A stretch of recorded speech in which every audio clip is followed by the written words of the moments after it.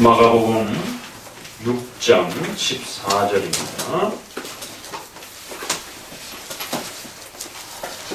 마가복음 6장 14절부터 29절. 제가 공독하도록 합니다. 이에 예수의 이름이 드러난지라 헤롯 왕이 듣고 가로되 이는 세례 요한이 죽은 자 가운데서 살아났도다. 그러므로 이런 능력이 그 속에서 운동하느니라 하고, 어떤 이는 이가 엘리야라 하고, 또 어떤 이는 이가 선지자라 옛 선지자 중 하나와 같다 하되, 헤롯은 듣고 가로되 내가 목배인 요한 그가 살아났다 하더라. 전에 헤롯이 자기가 동생 빌립의 아내 헤로디아에게 장가든 거로 이 여자를 위하여 사람을 보내어 요한을 잡아오게 가두었더니, 이는 요한이 헤롯에게 말하되 동생의 아내를 취한 것이 옳지 않다 하였습니다. 헤로디아가 요한을 원수로 여겨 죽이고자 하였으되 하지 못한 것은 헤롯이 요한을 의롭고 거룩한 사람으로 알고 두려워하여 보호하며 또 그의 말을 들을 때에 크게 번민을 느끼면서도 달게 들음이로라. 마침 귀에 좋은 날이 왔으니 곧 헤롯이 자기 생일에 대신들과 천부장들과 갈릴리의 귀인들로 더불어 잔치할세. 헤로디아의 딸이 친히 들어와 춤을 추어 헤롯과 및 함께 앉은 자들을 기쁘게 한지라. 왕이 그 여아에게 이르되 무엇이든지 너 원하는 것을 내게 구하라. 내가 주리라 하고, 또 맹세하되 무엇이든지 내게 구하면 내 나라의 절반까지라도 주리라 하고, 저가 나가서 그 어미에게 말하되 내가 무엇을 구하리이까? 그 어미가 가로되 세례 요한의 머리를 구하라 하니, 저가 곧 왕에게 급히 들어가 구하여 가로되 세례 요한의 머리를 소관에 담아 곧 내게 주기를 원하옵나이다 한데, 왕이 심히 근심하나 자기 맹세한 것과 그 앉은 자들을 위하여 저를 거절할 수 없는지라. 왕이 곧 12병 하나를 보내어 요한의 머리를 가져오라 명하니, 그 사람이 나가 옥에서 요한을 목베어 그 머리를 소반에 담아다가 여아에게 주니, 여아가 이것을 그 어미에게 주니라. 요한의 제자들이 듣고 와서 시체를 가져다가 장사하니라. 아멘. 마가복음 6장은 예수님을 거부하는, 이 복음을 거부하는 불신앙의 여러 가지 모습들을 우리가 또 다양한 경우들을 통해서 만나게 됩니다. 어떠한 불신앙들이 있는지들을 소개해 줍니다. 그러한 각각의 불신앙으로부터 속히 회개하고 하나님 앞에 돌이켜야 한다라고 또 엄중히 경고하고 있는 것을 보게 됩니다. 특별히 여기에는 불신자로서 불신앙의 또 그러한 태도와 모습들을 또 우리가 만나게 되는 것이고, 특별히 또 우리 신자들로서도 하나님 앞에서 또 각각의 경우에 또 불신앙의 또 이러한 모습들을 또 보기도 합니다. 그래서 복합적으로 예수님을 믿지 않는 그러한 불신앙의 또 그러한 행태들과, 또 신자이면서도 하나님의 뜻과 또 하나님의 말씀에서 가르쳐주는 그 충만한 그 내용들을 온전히 신뢰하지 못하고 또 부분적으로 또 그 하나님의 뜻을 외면하기도 하고 또 등지기도 하고, 또 더 나아가서는 본인 스스로 그 하나님의 뜻을 공격하기도 하는 또 그런 불신앙의 또 다양한 모습들을 잘 깨닫고 또 하나님 앞에 바르게 또 주의하는 또 그러한 훈계의 시간들을 또 잘 가져야 합니다. 특별히 오늘 본문은 더더욱 무겁게 우리에게 다가옵니다. 왜 그렇습니까? 지난주에 연속해서 제자들의 말을 믿지 않는 또 거부하는 이러한 불신앙의 이러한 모습들은 교회를 대표하는 제자들이었기 때문에 교회를 핍박하는 그러한 모습으로서 또 비춰진다라고 말씀을 드린 것처럼, 오늘 본문에서는 세례 요한을, 그 제자들 중에 또 가장 대표적인 그 세례 요한을 죽이는 이 과정들을 통해서 교회를 국가의 권세와 힘을 가지고 핍박하는 이러한 장면들을 보게 됩니다. 그런데 또 이러한 본문이 우리가 강해 설교의 진행 중에 더더욱 국가적으로 너무너무 위중하고 큰 사건을 또 우리가 직면하게 됩니다. 낙태법 폐지라고 하는, 근대국가 80년 정부가 수립되고 난 이후에 단 한 번도 건들지 않았던 이러한 낙태법 폐지라고 하는, 사회윤리에 있어서 국가가 존재하기 위해서 가장 근원이 되는 것은 두 가지입니다. 무엇이겠습니까? 백성들이 있어야 되는 것이에요. 생명 존중에 대한 이 소중한 가치가 훼손이 되어지게 되면 국가가 멸절될 수가 있습니다. 인구가 자연 감소가 되어서 국가가 시민이 없어서 국가가 망하든, 전쟁이 일어나서 시민들이 다 죽어서 국가가 망하든, 백성이 없으면 국가는 자연적으로 멸망하게 되는 것입니다. 또 하나 국가가 존재하기 위해서 필요한 것은 5계명에 입각하여, 앞서 말씀드린 건 6계명이고, 국가가 존재하기 위해서는 반드시 법과 질서라고 하는 것이 있어서 내란의 전쟁의 위험으로부터 일정한 질서를 가질 수 있는, 질서를 명하는 5계명의 이러한 질서적 가치가 보존되지 않는다라고. 그 질서를 통해서 법이 만들어지고 그 법에 의하여 여러 가지 국가 정책과 제도들이 유지되지 않는다라면 결국 폭력과 무질서가 난무하면서 내란의 이러한 또 위기를 겪게 되고 결국 전쟁의 이러한 고통 속에서 국가는 멸절할 수 있는 위기를 겪게 됩니다.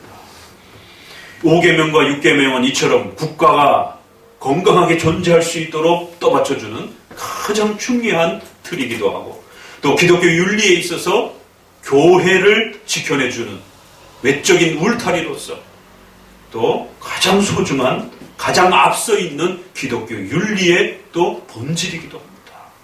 이렇게 소중한 생명 존중에 대한 그러한 가치가, 또 국가 위정자에 대한, 또 국가의 법과 질서라라고 하는 이러한 가치들이 한국 사회는 두 개 다 엄청난 치명타를 입으면서, 한 번은 탄핵 사건이라고 하는 이러한 엄청난 국가적 무질서를 통해서, 또 한 번은 이처럼 낙태죄라라고 하는 엄청난 또 생명 무시의 또 이러한 악들을 통해서 한국 사회는 위기 앞에 놓여져 있는 것입니다.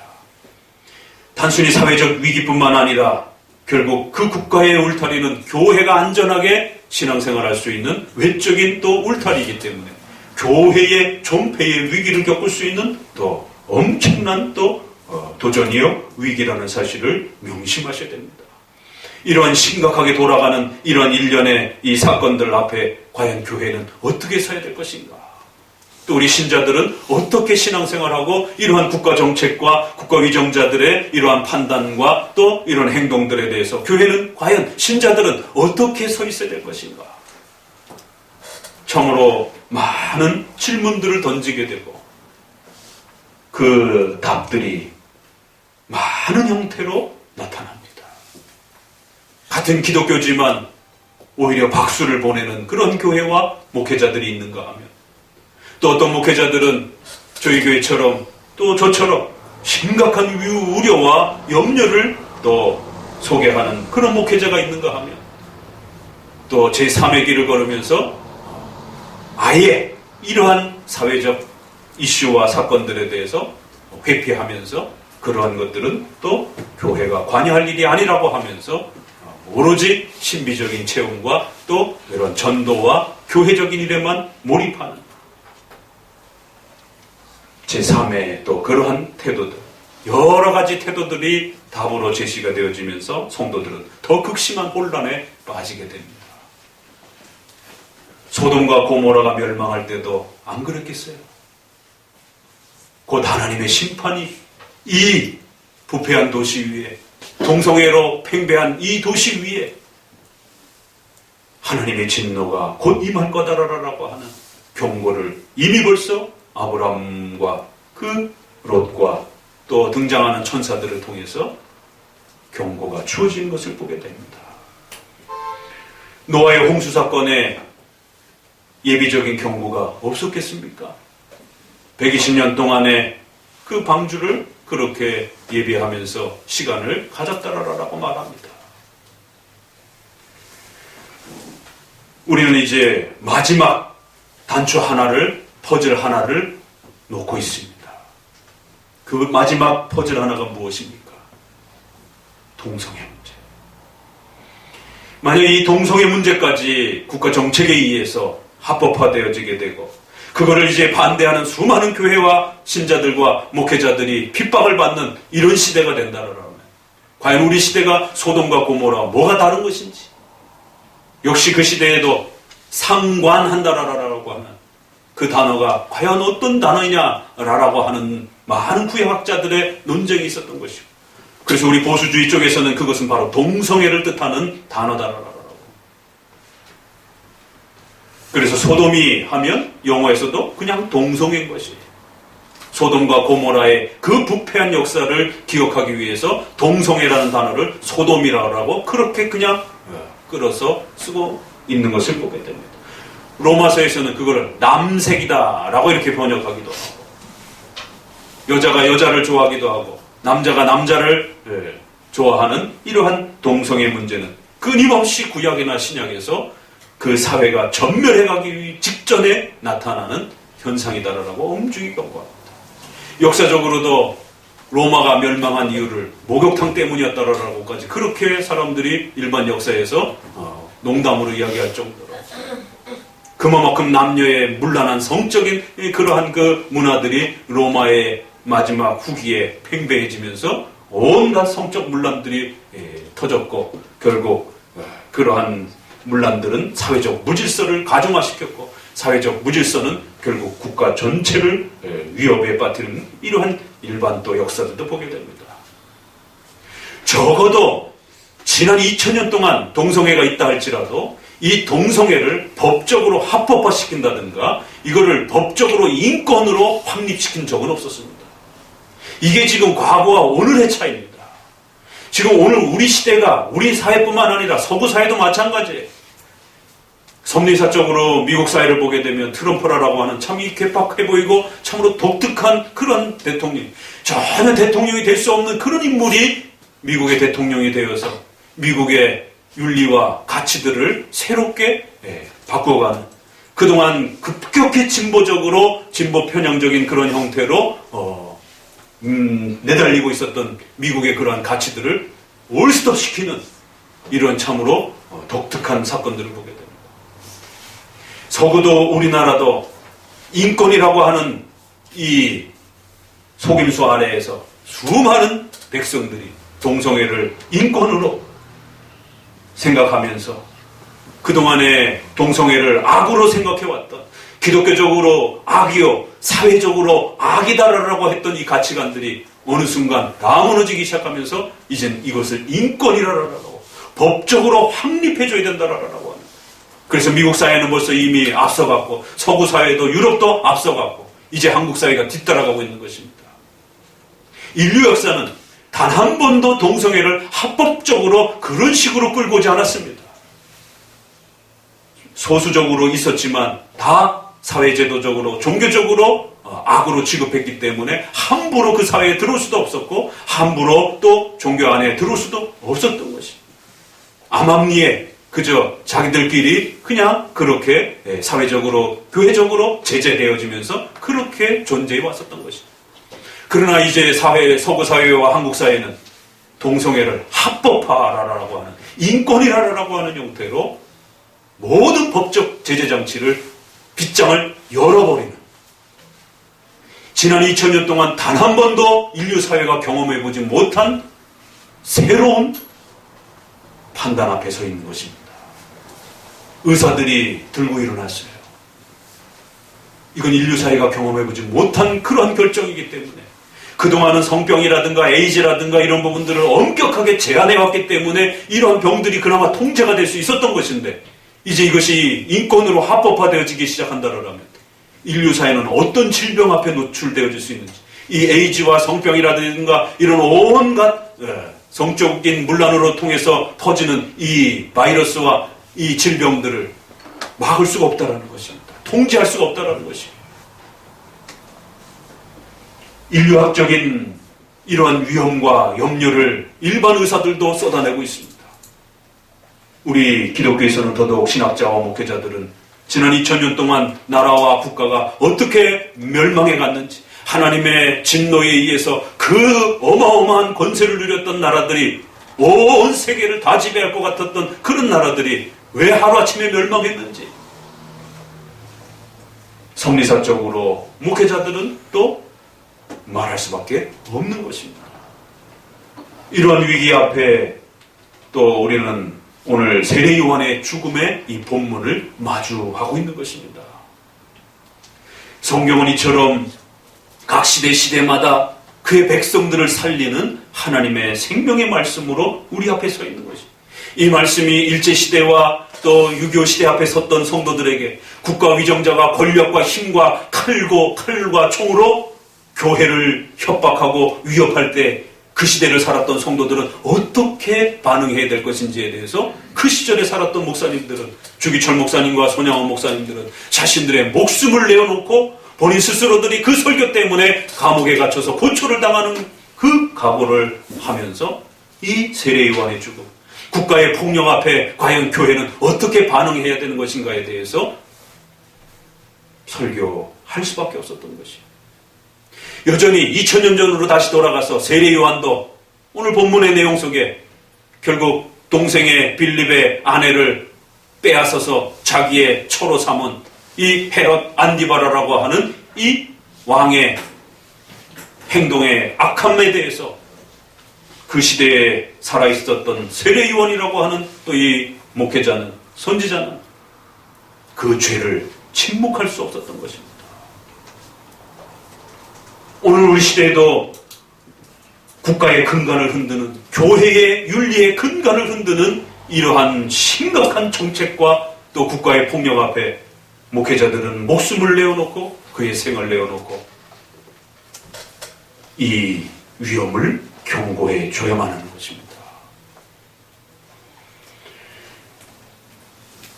오늘 이 본문의 세례 요한의 죽음은 이처럼 불신앙의 여러 모습들이 있지만 제자들의 말을 듣지 않고 제자들을 거부하고 이러한 부분들은 좀 더 목회자들을 외면하고 목회자의 설교를 등지고 목회자의 설교를 안 들으려고 하는 이러한 개별적인 불신앙에 좀 더 해당이 된다면, 오늘 본문에서 헤롯 안디바라라고 하는 이 헤롯 왕의, 비록 지역의 분봉왕이라 할지라도 통치권자에 의해서 목회자들을 죽이고 교회의 지도자들을 죽이고 교회의 활동을 억압하는 이러한 국가 위정자들의 폭력과 또 핍박 앞에, 이러한 불신앙 앞에 교회는 또 어떻게 서야 할 것인지들을 또 우리는 배우게 됩니다. 이처럼 불신앙이라고 하는 것이 얼마나 무서운 것인지를, 그 이유는 신앙을 한다라고 하는 그 이유 하나 때문에, 복음을 전한다라고 하는 그 이유 하나 때문에, 무슨 강도짓을 했습니까? 무슨 살인을 했습니까? 복음을 전하고 자기의 죄를 지적한다라고 하는, 자신의 내 양심문매 찔렀다라고 하는 그 이유 하나 때문에 선지자들을, 목회자들을, 교회를 죽이는 이러한 국가폭력과 핍박들이 지난 2000년 교회 역사 속에 끊임없이 반복되어 왔다는 사실을 또 명심하셔야 됩니다. 이것은 2000년 바로 그 전의 사건이었지만 오늘 이 시대에도 여전히 국가폭력은 교회를 지배하려고 하고, 조금만 느슨해지면, 조금만 경계하게 되면 교회를 핍박하고 교회를 무너뜨리려고 하는 이러한 또 국가의 악한 불신앙에 대한, 권력의 불신앙에 대해서 역시 오늘 우리 시대의 성도들도 마주대하고 있는 것입니다. 교회사적으로만 보아도 그 유명한 바돌로뮤의 대학살 사건, 또 영국의 메리 튜더라고 하는, 튜더 왕조의 그 메리, 피에 메리라고 하는 여왕이 다른 이유가 아니라 기독교인들이라고 하는 그 이유 하나 때문에 얼마나 많은 목회자들을 죽였고 성도들을 죽였습니까? 바돌로뮤의 대학살에 있어서는 종교의, 기독교인들의 자유를 허락해 준다라고 그렇게 핑계를 삼아놓고는 사람들을 불러 모아놓고 외곽에 가톨릭 군대를 배치하고는 일주일 새 수만 명이 죽어나가는, 그래서 그 유명한 기독교인 군대와 장수들이 죽어나갔고 목회자들이 전부 다 피신을 떠나게 되는, 결국 1592 2년의 그 역사적 사건 때문에 프랑스는 지금까지 가톨릭 국가로 남아 있는 거지. 개신교가 제대로 펼쳐지지 못한 그러한 역사적 아픔들을 보게 됩니다. 스페인은 어떻습니까? 이처럼 국가의 폭력이라고 하는 이 위정자들의 불신앙과 교회를 핍박하려고 하는 이 악들은 어느 한 시대만 존재한 것이 아니라 끊임없이 있어왔고 지금도 있었고 또 재림 직전에는 더욱 악하게 그렇게 또 팽배할 것을 성경은 우리에게 경고하고 있습니다. 그렇기 때문에 더더욱 성도들은 일반적 질서에 있어서는 국가의 위정자와 국가의 질서를 잘 존중해야 되지만 그 국가의 위정자와 국가의 정책이 반기독교적이고 교회를 핍박하는 방식으로 그 정책들이 방향을 바꾸게 되면 결연히 일어나서 저항해야 되고 강력하게 저항해야 하고 결코 국가의 폭력과 정책들이 하나님의 말씀을 공격하고 교회를 핍박하지 못하도록 끊임없이 긴장해야 되고 또 깨어 있어야 된다라고 성경은 우리에게 거듭거듭 주의를 주고 있는 것입니다. 자, 그러면 이제 이러한 국가 폭력에 또 이러한 국가의 교회 핍박에 대한 이러한 형태들이 어떻게 일어나고 있는가? 그건 아주 작은 사건에서 시작이 됩니다. 본문을 이제 읽어가면서 이러한 또 국가적 교회 핍박의 이러한 형태들을 함께 살펴보도록 합니다. 14절 같이 읽어봅니다. 이에 예수의 이름이 드러난지라 헤롯 왕이 가로되 이는 헤롯 죽은 자 가운데서 살아났도다. 그러므로 이런 능력이 그 속에서 운동하느니라 하고. 오늘 본문은 누가복음이나 마태복음에서도 소개를 합니다. 그런데 아주 놀라운 것은 이 5장과 6장의 신앙과 불신앙의 이 내용을 설명하기 위해서 채택한 이 본문들은 마가복음이 가장 많은 설명을 합니다. 절수도 많고 오히려 다른 본문들은 좀 더 짧게 이렇게 다뤄가는데 마가복음만이 상세한 내용들을 풀어내면서 이 마가복음이 가지고 있는 그 독특한 아주 그 역동적인 그러한 또 아주 신속한 또 그러한 흐름과 이러한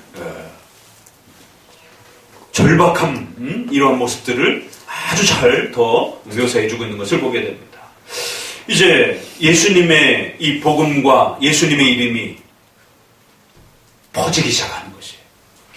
복음이 퍼지기 전은 가만히 있다가 복음이 이제 본격적으로 사람들에게 알려지기 시작하고 예수님이 어떤 분이신지 사람들에게 자꾸만 드러나기 시작하니까 결국 국가 위정자는 자신의 권력에 대한 두려움을 공포를 느끼기 시작하면서 교회가 국가의 저해가 될 수 있겠구나 이런 생각들을 하게 됩니다.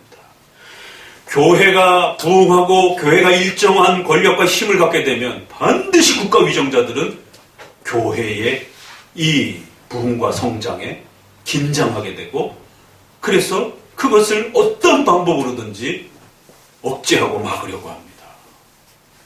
이건 2000년 역사가 증명하는 것이 더더구나 교회는 정신을 지배하는 그런 강력한 목회자의 설교와 신앙의 일치 단결된 그런 그들의 강력한 삶의 행동들이 있습니다.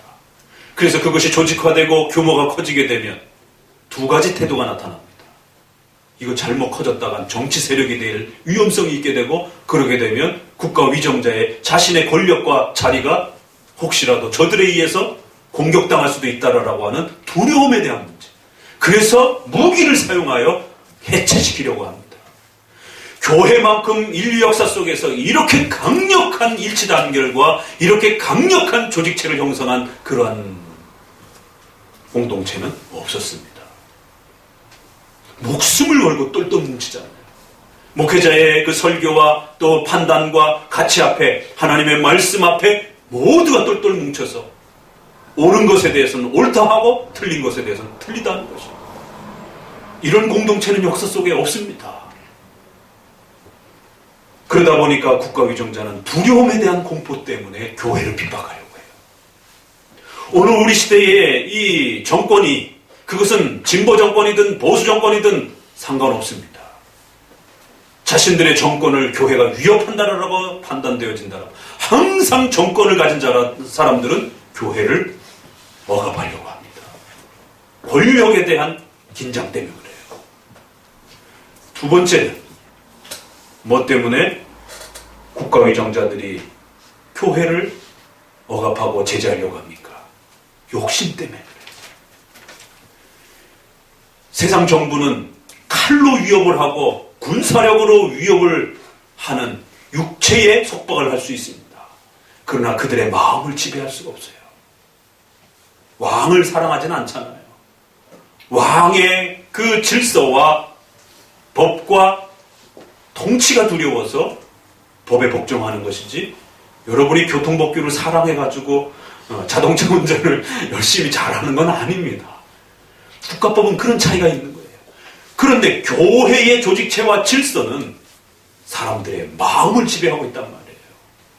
그러니까 이것을 조금만 국가정치에 사용하게 되면 어마어마한 힘을 가질 수 있는 겁니다. 국가위정자들 입장에서는. 더더욱이나 현대사회처럼 선거라고 하는 형태로 권력을 가져야 되는 이러한 또 현대 국가에 있어서는 과거처럼 국가의 왕을 세습한다든가 이런 방식이 아니라 백성들의 선거를 통해서 권력을 가져야 되는 이러한 근대 민주주의 국가 체제에 있어서는 백성들이 어떤 마음을 가지고 있느냐, 이건 굉장히 중요한 부분입니다. 그 백성들의 마음이 선거로 움직이기 때문에. 그러니까 백성들의 정신과 마음을 지배하는 이 교회, 또 그리고 그 교회의 지도자들인 목회자들의 목회자들의 설교가 그 정부를 향하여 반정부적 입장을 갖고 있는지 아니면 친정부적 태도를 갖고 있는지에 대해서 굉장히 예민합니다. 군사정부 시절에 군사정부의 독재에 대해서 시민들을 억압하지 말라라고 그렇게 설교하는 목회자들을 두려워한 겁니다. 그래서 큰 교회의 목회자들의 설교를 억압하고 핍박하고 또 조사하고 이런 일들이 벌어진 것입니다. 지금도 역시 마찬가지고요. 이거는 진보나 보수 상관없이 권력에 대한 그 욕망 때문에 그렇다는 것이에요. 하나는 두려움 때문에, 하나는 욕심 때문에, 욕망 때문에 갖고 싶은 겁니다. 자기들은 아무리 노력해도 가질 수 없는데 교회는 그것을, 목회자들은 그걸 가지고 있는 거예요. 백성들의 마음을 가지고 있는 겁니다.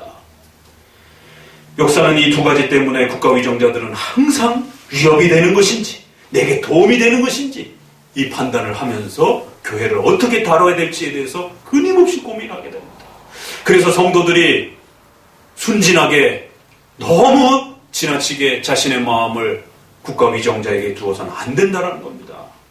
성도로서, 그리스도인으로서 하나님을 우리의 왕으로서, 예수 그리스도를 우리의 머리로서 두고 살아가는 것이 신자이지, 여러분의 좋아하는 정당과 정치 지도자가 여러분의 인생의 삶의 최고의 롤모델이 되어서는 안 되는 것이에요.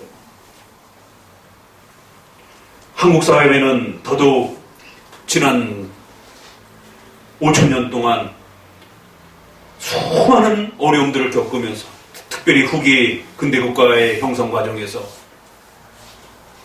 두 파로 정책들이 나눠지면서, 때로는 네 파로 나눠지기도 했지만 크게는 두 파로 나눠지면서, 또 남북 전쟁을 거치면서 더더욱 두 파로 나눠진 그 흑백 논리의 이러한 싸움들이 지난 수백 년 동안 그렇게 갈등을 겪어왔습니다. 그러다 보니까 또 지역적으로 영혼함이라고 하는 이러한 고통과 아픔들이 문화적으로 구축되어 있습니다. 그래서 좋은 신자들도, 훌륭한 신자들도 신앙생활 잘 하다가도 정치의 기그가만 나오면 눈빛이 달라지게 되고 음성 톤이 달라지게 되고, 결국 같은 교회의 성도들이라 할지라도, 같은 웨스트민스터 신앙 고백을 한다 할지라도, 같은 성경을 고백한다 할지라도 돌변해가지고 지지하는 정당이 다르게 되면 원수대하듯이 그렇게 공격적으로 정치적인 행동을 하는 것을 보게 됩니다. 심각한 거예요. 예수 그리스도보다도 자기가 좋아하는 정당과 정치 지도자들이 더 훨씬 위에 있는 이 심각한 상태를 하나님 앞에서 보셔야 된다는 겁니다. 영혼함으로 나눠져서 자기가 좋아하는 정치주자가 있었고 또 학연지연 혈연으로 자신의 그런 모든 지난 과정이 다르다 할지라도 예수님을 믿고 하나님의 자녀가 되었다면 성찬을 하는 그 순간에 예수님의 살과 피를 먹고 마시면서 우리는 그리스도의 피로 맺은 한 가족이다라고. 비록 내가 영남 사람이라 할지라도 내가 비록 호남 사람이라 할지라도 우리는 예수님의 피로 맺은 한 가족이라고 하는 그게 성찬입니다.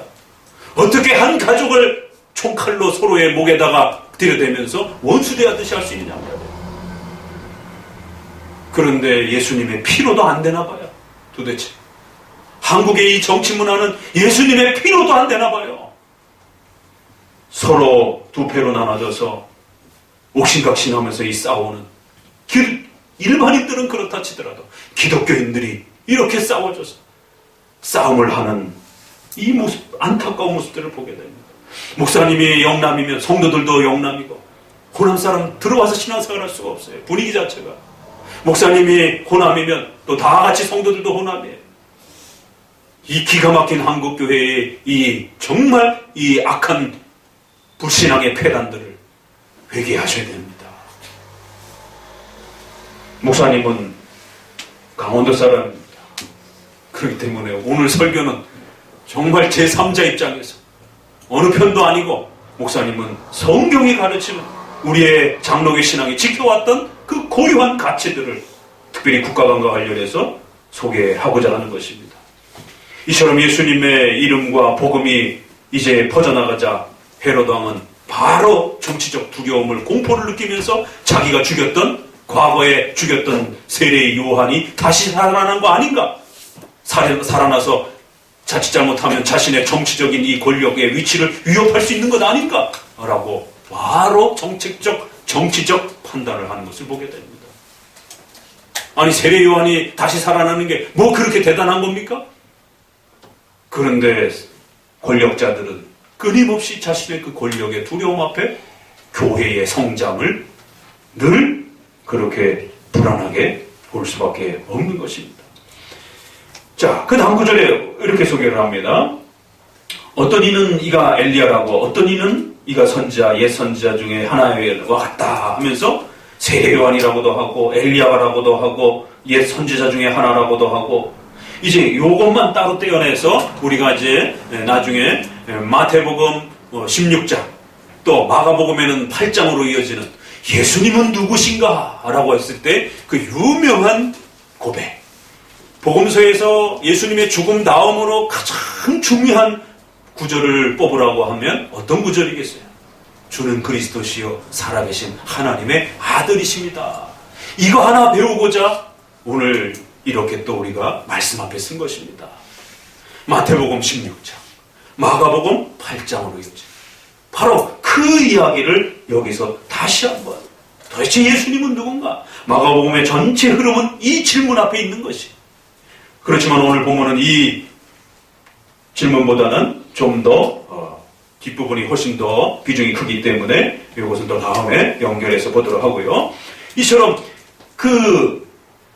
이 세례 요한에 대한 죽음의 이 사건을 기억했고 그것이 자기에게 주어질 정치적인 어려움과 위험에 대해서 계산하면서 헤롯은 고민하기 시작합니다.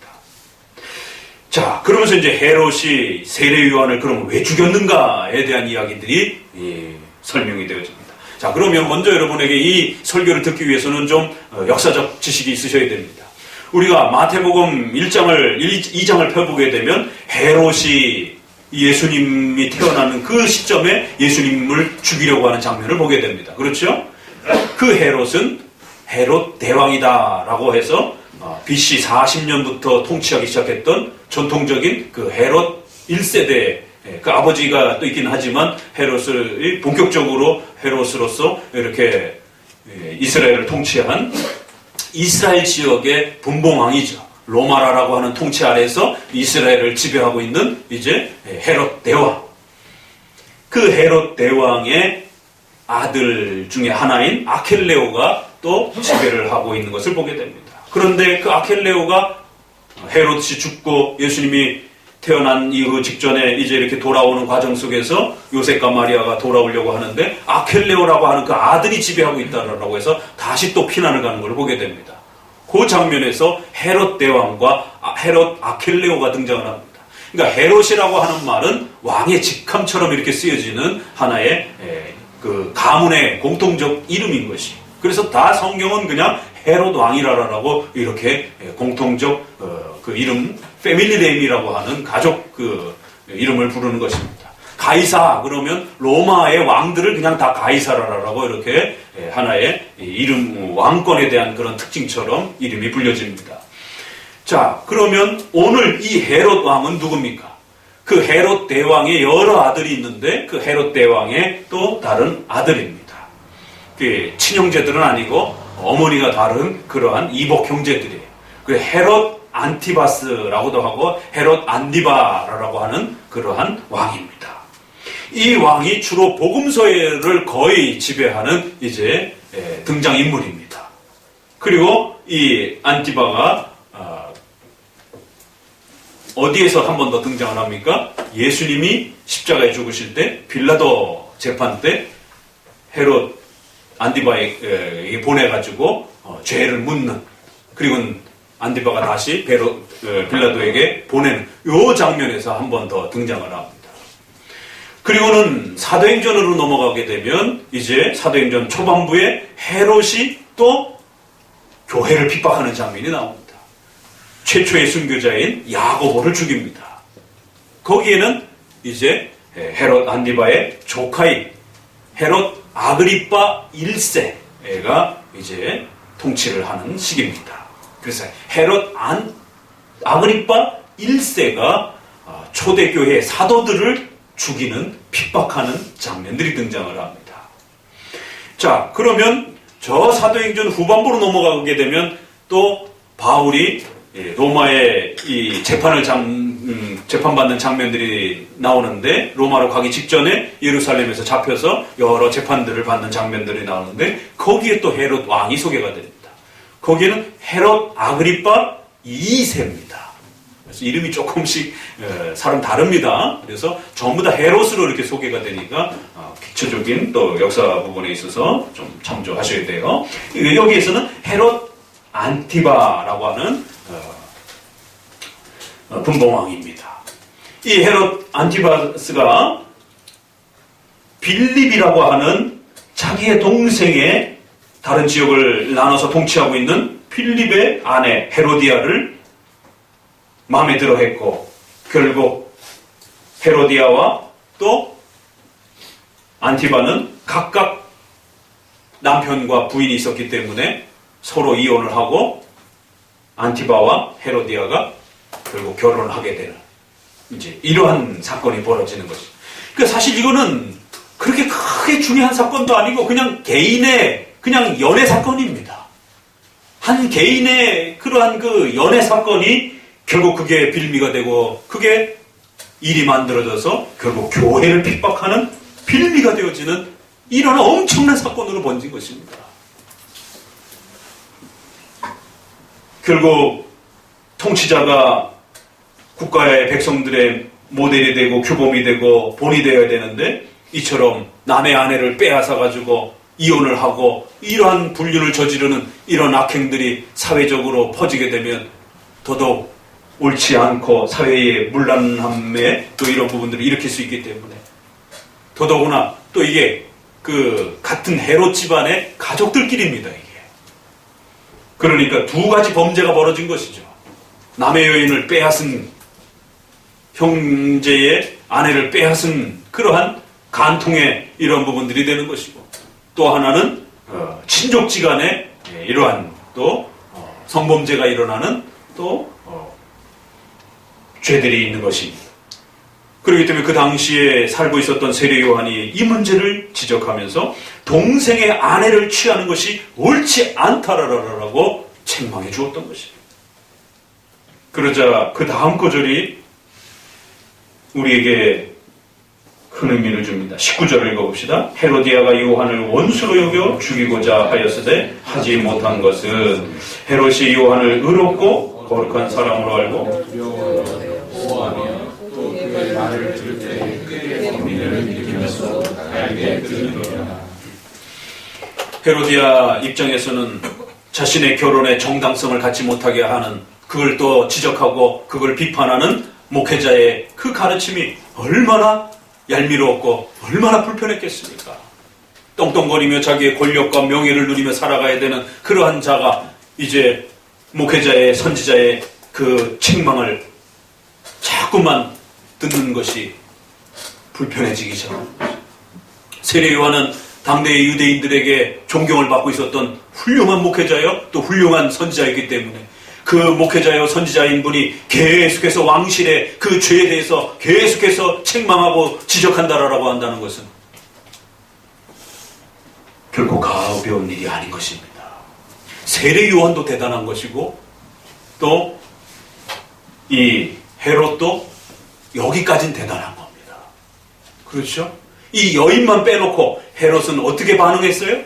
적어도 국가 위정자는 이렇게 반응해야 하는 겁니다. 비록 인간은 죄를 지을 수밖에 없기 때문에 죄를 지은다 할지라도 그 죄를 목회자가 책망하고 야단칠 때 목회자를 핍박하는 게 아니라 헤롯이 요한을 의롭고 거룩한 사람으로 알고 두려워하여 보호하며 또 그의 말을 들을 때 크게 번민을 느끼면서도 달게 들었더라. 이게 국가 위정자가 행해야 될 태도인 것입니다. 하나님 앞에 잘못된 정책을 했을 때 목회자가 책망하고 교회가 책망한다라면 그 책망을 거북스럽게 여길 것이 아니라 오히려 그 책망은 하나님의 도우심을 받을 수 있는 그러한 소중한 책망이기 때문에 하나님의 진노와 하나님의 심판을 연기시키고 중단시킬 수 있는 그런 책망이기 때문에 달게 들어야 되는 겁니다. 그래서 처음에는 헤롯이 요한을 소중하게 여겼고 귀하게 여겼고 보호하려고 했고, 그래서 그분이 자신의 정책과 권력에 대해서 잘못된 부분들을 지적하고 책망할 때 듣기에는 상당히 불편했지만 그걸 들으면서 고민했고 괴로워했고 그러면서도 또 기쁘게 들었다는 거예요. 자기의 죄를 책망하는 것을 어떻게 기쁘게 들을 수가 있습니까? 여러분 같으면 제가 여러분의 개인적인 죄를 책망할 때 목사님 감사합니다라고 하면서 기쁘게 들으실 수 있겠어요? 교회 안 나온다라고 도망가기 바쁠 것입니다. 이 면에서는 참으로 여기까지는 훌륭한 것이에요. 참 듣기 불편한 형제간의 불륜과 그 간통에 대한 이러한 성적 범죄에 대해서 얼마나 양심의 이 문제가 되었겠습니까? 그런데 세례 요한이 계속해서 그 문제를 지적하고 속히 회개하고 조치를 취하라라고 그렇게 요구하는 것이 불편했지만 달게 듣는 것이에요. 기쁘게 듣는 것이에요. 그래서 혹시라도 주변에 부하들이 또 주변에 또 여러 관료들이 더더욱 자기 부인이 매일매일 같이 집에 돌아와서 제발 저 세례 요한 좀 죽이라고, 저 세례 요한 좀 제발 쫓아내라라고, 왜 당신은 자꾸만 저 목사님을 가까이 하느냐라고, 왜 당신은 자꾸만 저 목사님의 설교를 하도록 내버려 두느냐라고 얼마나 잔소리했겠습니까? 그런데도 보호한 것이에요. 우리가 이 장면을 보게 되면 누가 떠오릅니까? 헨리 8세가 떠올라요. 성공회가 시작되었던 헨리 8세. 헨리 8세는 영국의 왕이었습니다. 튜더 가문의 아주 막중한 왕이었습니다. 그런데 형이 일찍 왕권을 가지고 통치를 하다가 형이 결혼의 과정 속에서 캐선이라고 하는 프랑스 계열의 이 정략적 결혼을 한 이 로마 카톨릭의 도움을 통해서 정치적인 도움을 얻기 위해서 그렇게 결혼했던 캐서린이 일찍 죽습니다. 아니, 형이 일찍 죽습니다. 그러다 보니까 캐서린이 과부가 되어가지고 홀로 있는 이 상황 속에서 다음 왕권을 이어받아야 되는 헨리 8세가 로마 카톨릭의 명령에 의해서, 교황의 명령에 의해서, 왜냐하면 전통적으로 프랑스와 영국은 상당히 갈등을 겪고 있었기 때문에 두 나라가 만약에 서로 등을 지게 되면 로마 교황의 권력 이 형태에 심각한 위협이 될 수 있는 상황이 돌입할 수 있어서 교황의 명령에 따라서 형수와 결혼하도록. 자기가 실은 형수랑 결혼을 해서 억지로 처음에는 살았는데 결국 엠볼린이라고 하는 여성과 사랑에 빠지면서 고민을 하면서 과연 이혼을 해야 될 것인가? 왜요? 가톨릭에서는 절대로 이혼 금지거든. 이혼하면 지옥 간다라고 말하는 것이에요. 교황의 명령은 곧 법인 것입니다. 그러다 보니까 이혼도 할 수도 없고 그렇다고 또 사랑하는 여인을 첩으로 그냥 그렇게 둘 수도 없고 영국 성공회의 시작은 이처럼 남녀 간의 사랑이라고 하는 아주 극히 작은 문제로 시작이 됐습니다. 세상에 그런데 그 캐서린의 딸이 결국 영국의 수많은 목회자들을 죽이는 이 엄청난 교회 핍박의 주인공이 될 줄 누가 알았겠습니까? 결국 헨리 8세는 고민하다 도무지 싫은 여자랑 살 수가 없어요. 그래서 엠볼린을 결국 택했고 교황이 파송했던 모든 사제들을 다 내쫓아 버렸고 결국 자기가 직접 목사를 임명하는 사제를 임명하는 그래서 형식은 카톨릭을 취했지만 내용은 루터파를 취하면서 복음주의를 취하는 반반 혼합된 성공회가 새로 시작이 되는 것입니다. 이게 성공의 역사인 것입니다. 국가가 교회를 지배하면서 목회자를 임명하고 목회자의 급여를 주면서 목회자를 관리하는 것입니다. 결국 엠볼린을 통해서 아이가 태어났고 그 아이가 엘리자베스. 최초의 영국의 엘리자베스. 지금도 그 이름을 따서 엘리자베스 여왕이 있잖아요. 그나마 그래도 개신교의 협조를 구하고 도움을 줬던 엘리자베스. 개신교를 아주 기독교를 장로교를 전멸시키려고 했던 메리와 이러한 영국의 역사들이 한 집안의 사랑 싸움 때문에 이렇게 시작이 됩니다. 오늘 이 본문에서도 보니까 헤롯과 헤로디아가 그 사랑 싸움 때문에 그것이 결국 불씨가 되어서 폭발하며 결국 세례 요한을 죽이고 그 세례 요한을 죽이는 사건은 결국 불길처럼 번지면서 교회를 핍박하는 사건으로 넘어가게 됩니다. 처음에는 위정자라 할지라도 그 말씀을 자신들의 잘못을 지적하는 그 책망하는 목회자들의 말씀을 잘 귀 기울여 듣고 불편해도 듣는 것이에요. 영국의 왕들이 에드워드 왕도 그렇고 존 낙스가 메리 왕을 향하여 얼마나 호되게 책망했습니까? 하나님의 진노와 심판이 당신의 머리 위에 떨어질 것이다 라고. 그래서 수많은 군사보다 낙스 목사님의 설교가 더 무섭다라고 메리 왕이 그렇게 이야기할 정도로 낙스 목사님은 교회를 핍박하는 메리 왕을 향하여 하나님의 무서운 진노를 선포했던 것입니다.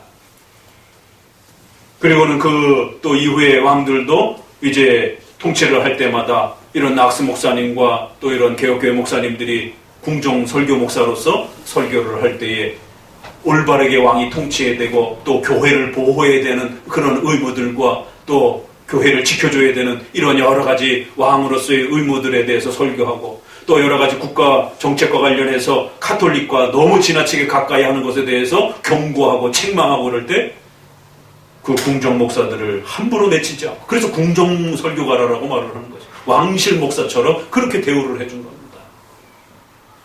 그래서 엘리자베스는 좋은 그런 목회자들을 부지런히 이렇게 발굴을 해서 또 세워주기도 하고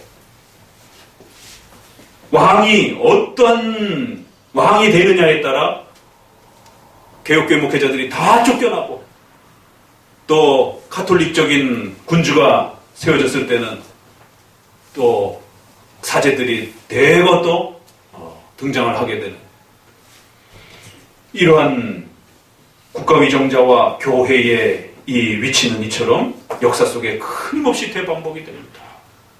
유럽 역사도 마찬가지고 또 전 세계 역사에서도 기독교 역사 속에서는 이 두 국가와 교회의 이 위치가 끊임없이 국가가 교회를 지배하든지 아니면 중세시대처럼 그 권력과 힘을 또 교회가 차지를 해서 국가를 지배하고 교황이 왕을 임명해 주는 것이에요.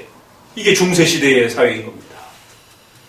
이 두 가치관이 충돌을 하면서 끊임없이 백성들만 고통을 겪는 겁니다.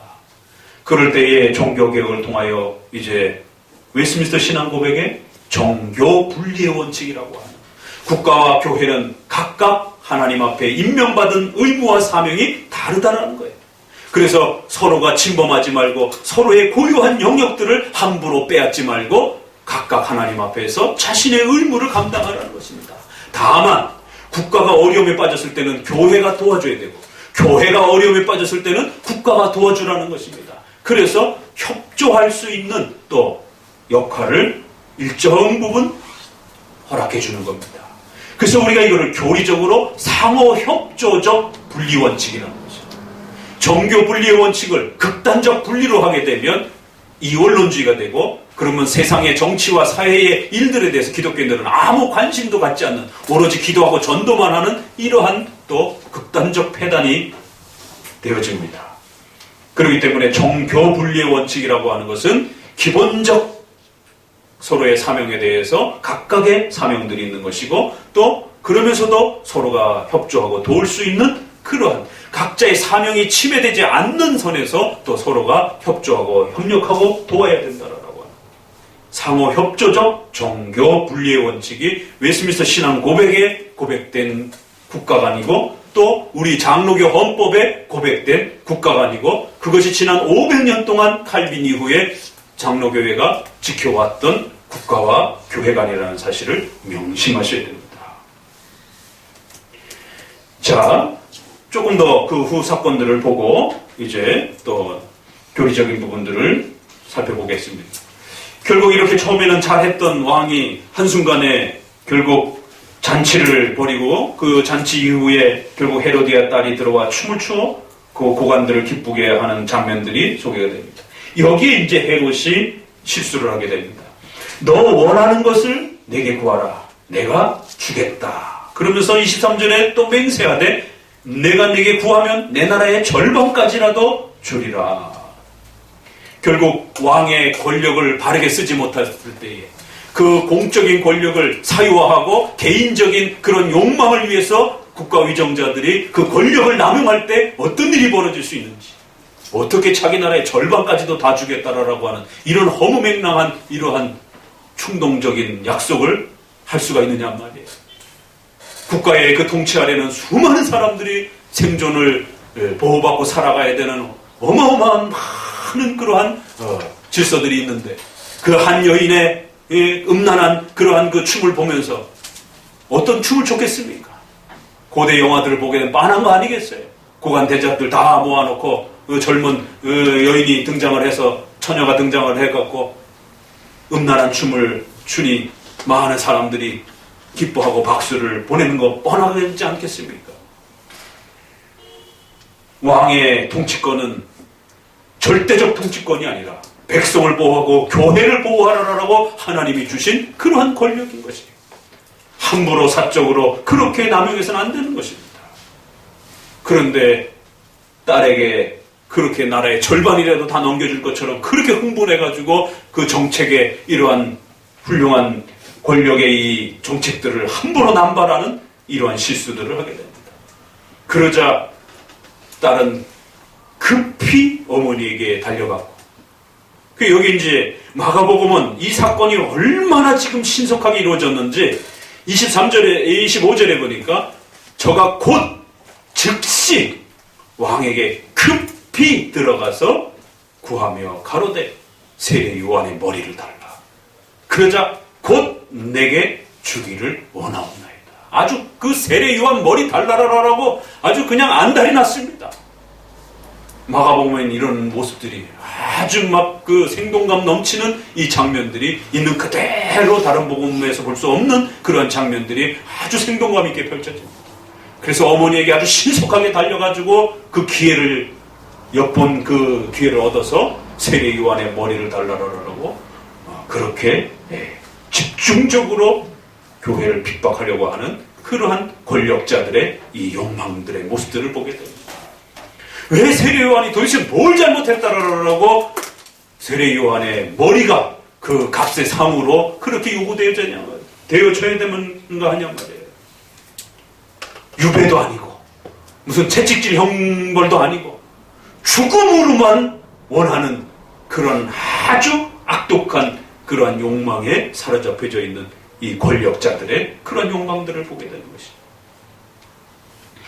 그러자 왕이 심히 근심하나 자기의 맹세한 것과 자기 체면 때문에 결국 그 요구를 거절하지 못했다라고 말합니다. 이게 권력자들의 늘 약점인 것이죠. 당연히 거절했어야죠. 어떻게 나라의 절반을 주겠다라고 약속을 할 수 있고, 또 어떻게 자기가 그토록 아끼고 소중하게 여겼던 또 세례 요한은 어떤 사람입니까? 그 당대의 종교적인 추앙받는 귀한 지도자였던 것이. 만약에 세례 요한을 죽이게 되면 자칫 잘못하면 정치적으로 반란이 일어날 수도 있고 정치적으로 교회에 엄청난 또 저항이 일어날 수도 있는 이런 여러 가지 정책적 판단을 했어야 되는데 그저 자기 부인이 조른다라고 해서 자기 체면 때문에 나라가 위태로워질 수도 있는 이러한 엄청난 결정들을 즉석에서 관료들하고 의논도 해보지도 않고 그렇게 성급하게 결정을 해서 즉각적으로 결국 감옥에서 못 빼어졌다라고 그렇게 우리에게 이 사건의 후기를 소개를 합니다. 사도행전으로 가봅시다. 한 사건만 연결해서 더 보고요. 사도행전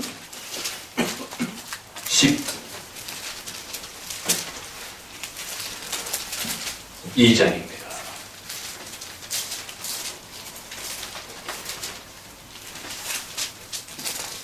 사도행전 12장 같이 읽어보도록 합니다. 시작. 그때에 헤로드 왕이 교회 중 몇 사람을 대하여 요한의 야고보를 칼로 죽이니 유대인들이 이 일을 기뻐하는 것을 보고 베드로 잡으려 할세 그는 무교적이니라. 장에 목에 가두어 군사 내식인 내 폐에 맡겨가지고 수월절 후에 백성 앞에 끌어내고자 하더라. 예. 여기에 헤롯 아그리빠는 역시 헤롯 안티파처럼 교회가 점점 커가는 이 상황들을 보면서 위협을 느끼며 자기의 권력에 마치 교회가 위해가 될 것처럼 그리하여 최초의 순교 사건이 일어나는 야고보를 처형하는 장면이 나오고 그리고는 베드로를 감옥에 가두는 사건이 벌어집니다. 이처럼 이 교회의 이러한 부흥과 또 성장을 항상 권력자들은 민감하게 보면서 그것이 자기의 정치에 위협이 된다 생각한다면 강력하게 교회를 핍박하는 반기독교적인 정책들로 그렇게 교회를 공격하는 이러한 모습들은 역사 속에 수도 없이 있었음을 명심하셔야 됩니다. 헤롯 아그리빠가 어떻게 죽습니까? 이 사건 때문에 결국 지방 순회를 하다가 벌레가 온몸을 파먹는 그런 죽음을 당합니다. 헤롯 안티바가 어떻게 죽습니까?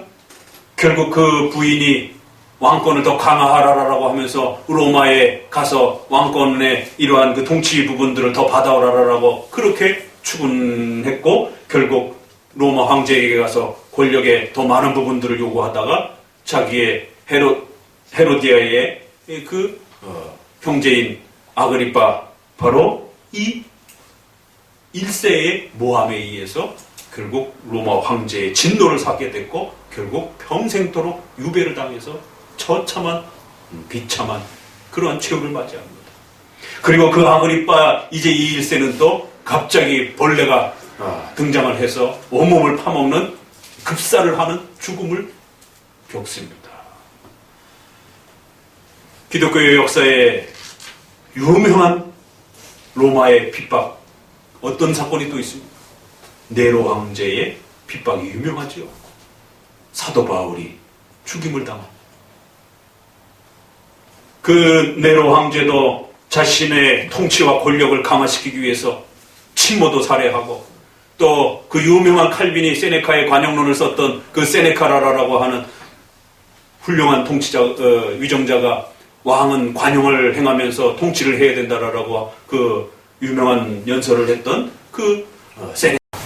그걸 칼빈이 제일 먼저 그 세네카의 관용론을 주석을 쓴 것으로 유명합니다. 그 세네카로 하여금 결국 자결하도록 그렇게, 왜 자기에게 쓴소리하고 자기 자꾸 듣기 싫은 소리 하니까. 그리고는 결국 로마의 대화재를 일으켜서 결국 그 죄를 기독교인들에게 뒤집어 씌워가지고는 기독교인들을 전멸시키는, 오죽했으면은 어떤 기독교의 일반 역사 속에서는 기독교인들을 잡아다가 짐승 비빌 있는 나는 짐승 가죽옷을 입히고는 늑대들이라든가 이러한 그 야생동물들을 풀어놔가지고 기독교인들을 물어뜯어서 죽이게 만드는 아주 야비하고 아주 잔혹한 방법으로 기독교인들을 핍박하는, 역사 이래로 로마 황제 중에 가장 잔혹한 형태로 그렇게 교회를 핍박한 왕이 네로 황제입니다. 결국 31살에 반란이 일어났고 부하의 그 반란에 의해서 결국 도망을 갔고, 그 도망가서 자결을 하면서 31살에 최후를 맞이합니다.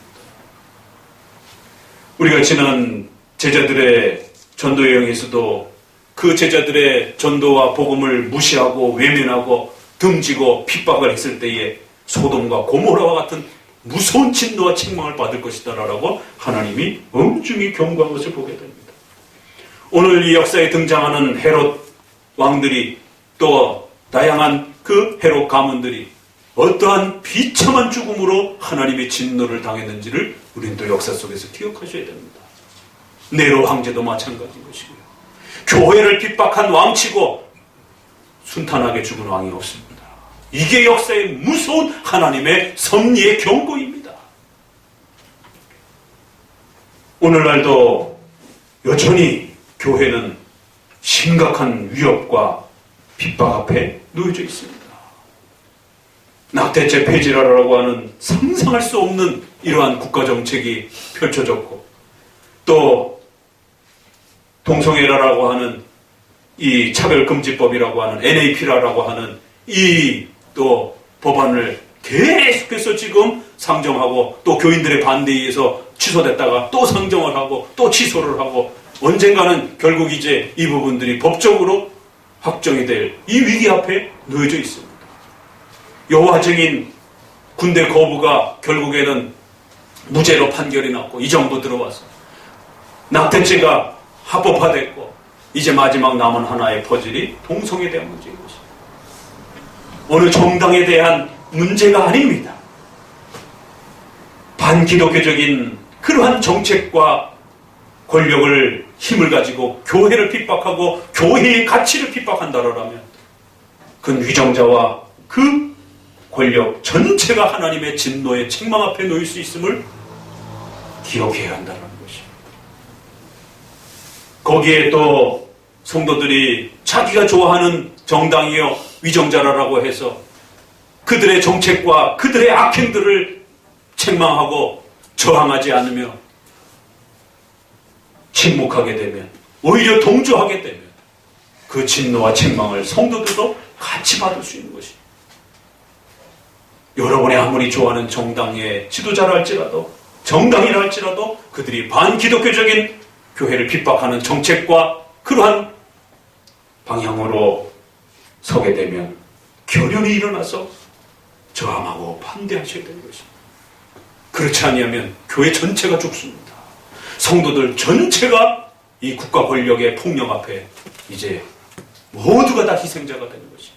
여러분은 그 정당을 좋아했고, 여러분은 그 정부의 그 위정자를 좋아했기 때문에 여러분 혼자만 살아남을 수 있을 것 같아요? 아닙니다. 기독교인이면 다 죽는 것이에요. 교회면 다 핍박을 받는 것입니다. 목회자가, 우리 특별히 장로교 목회자는 국가의 질서 앞에 순종하고자 하는 로마서 13장과 베드로서에 있는 말씀처럼 모든 제도를 주를 위하여 순복하라라고 하는, 또 국가의 권세는 하나님이 세워주신다라고 하는 이러한 5계명 때문에 평상시 질서에 있어서는 장로교인만큼 그렇게 철두철미하게 국가의 질서에 순종하고 국가를 도우려고 하는 그러한 신자가 드뭅니다. 역사 이래로 장로교인들이 가장 잘 국가의 위정자에 복종하고 순종했습니다. 국가 위정자의 신앙이 무엇이든지 상관없습니다. 베드로 전서에 있는 것처럼 그가 까다로운 사람이든지 그가 신자인지 아닌지 불신자에도 상관없습니다. 국가 권세와 위정자의 권한을 가졌다라면 하나님이 세워주신 줄로 알고 그렇게 순종하는 질서를 가졌던 것입니다. 다만 교회를 핍박하면, 다만 기독교 신앙을 핍박하면 그때부터는 기독교인들은 목숨을 걸고 저항하는 것입니다.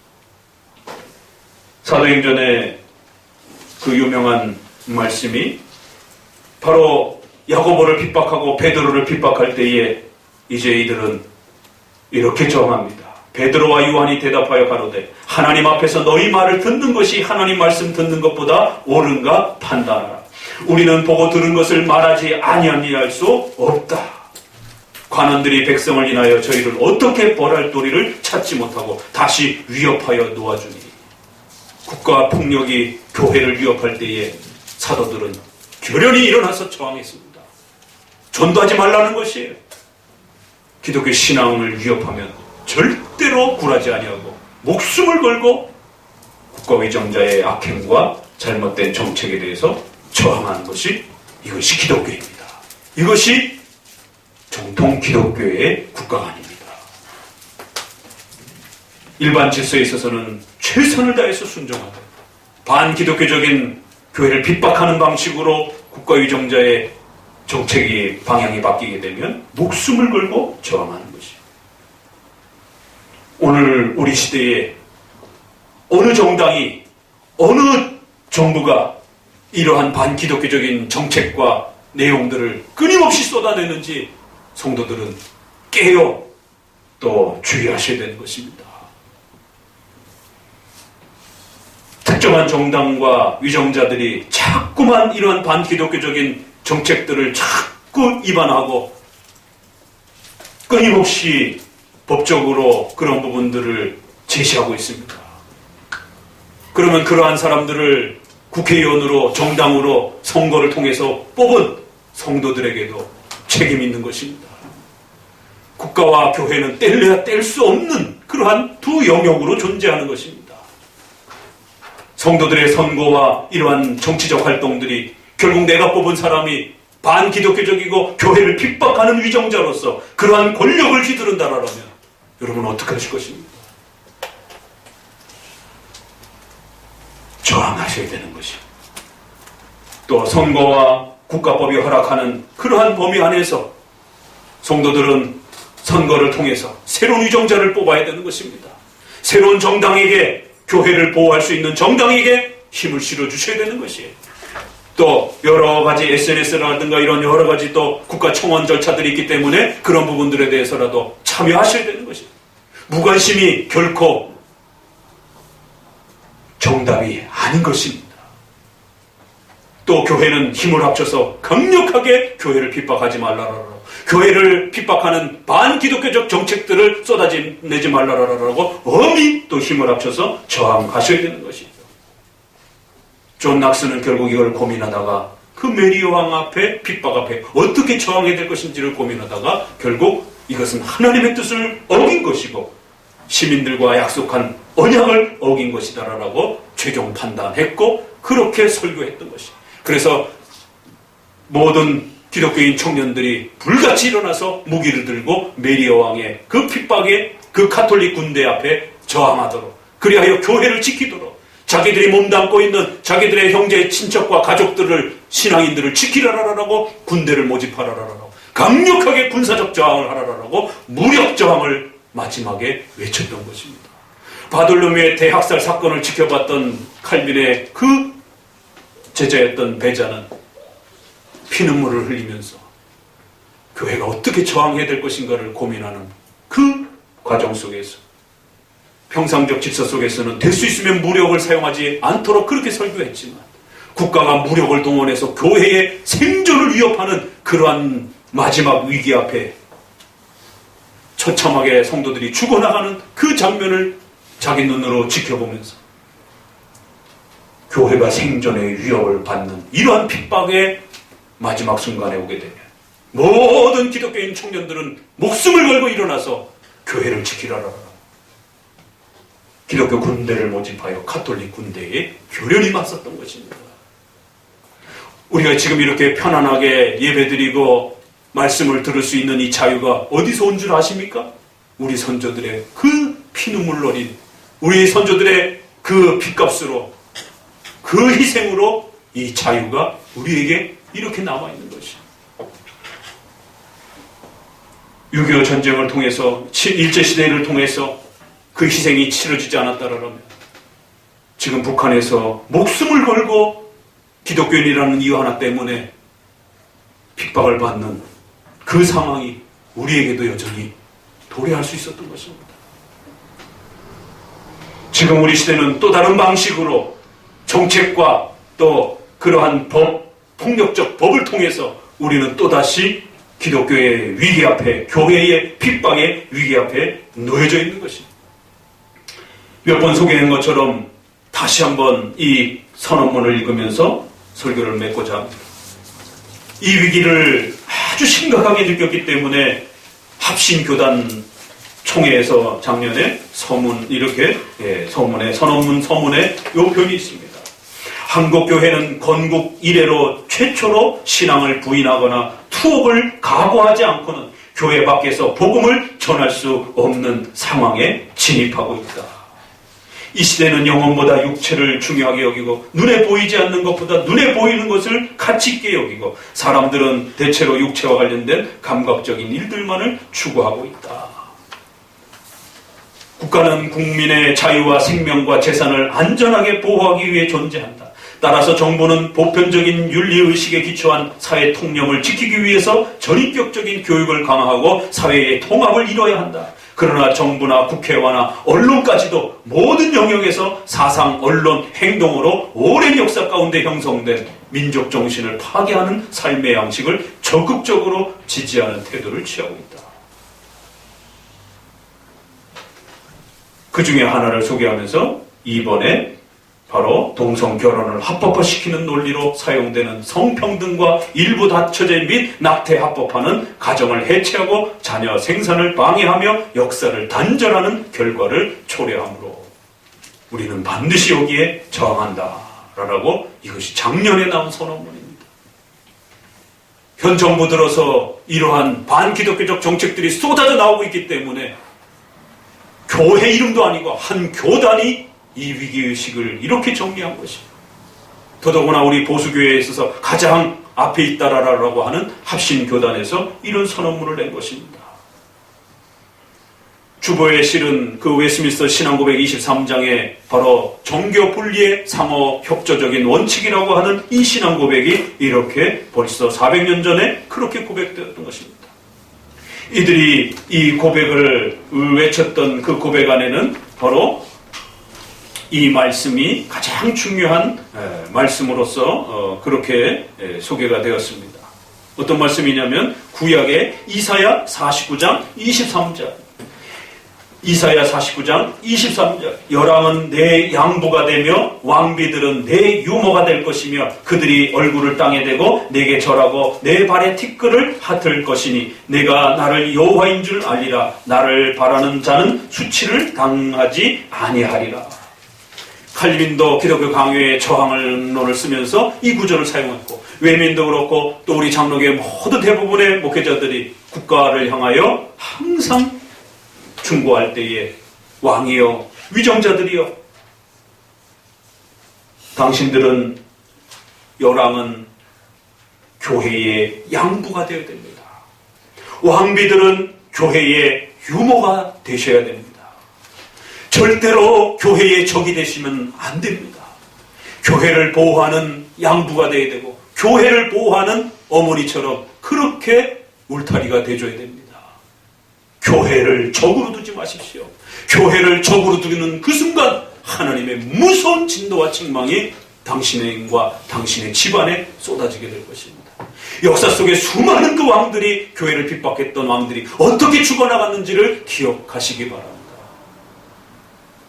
합신선언문에서 다시 한번 오늘 우리 시대에 투옥의 각오를 하지 않고 핍박의 이 위협을 각오하지 아니하고는 복음을 전할 수 없는 그런 시대가 돌입했다라고 그러한 우려와 걱정스러움을 교인들을 향하여 또 정부를 향하여 쏟아내고 있습니다. 잠잘 때가 아닙니다. 나태할 때가 아닙니다. 성도 여러분. 무관심할 때가 아닙니다. 우리의 신앙 하나 지키기 위해서 얼마나 수많은 피눈물 나는 피 흘림이 있었는지를 기억하셔야 되고, 오늘 우리 시대에 또다시 세례 요한의 이러한 죽음의 사건처럼 국가폭력과 또 이러한 정치적인 정책의 포갑적인 정책 때문에 교회의 근간이 흔들리는 이러한 도전 앞에 우리가 서 있음을 명심하셔야 됩니다. 눈물로 기도하셔야 되고, 교회의 개혁을 위해서 기도하셔야 되고, 여러분의 신앙의 나태함과 게으름들을 반성하면서 하나님 앞에 다시 한번 교회들이, 성도들이 결연히 일어나서 이 신앙을 지키고 또 고백하며 또 그 어떤 핍박 앞에서도 우리의 신앙을 떳떳하게 또 외칠 수 있는 또 우리 성도들이 되시기를 주의 말씀으로 권면을 드립니다. 기도합니다. 하나님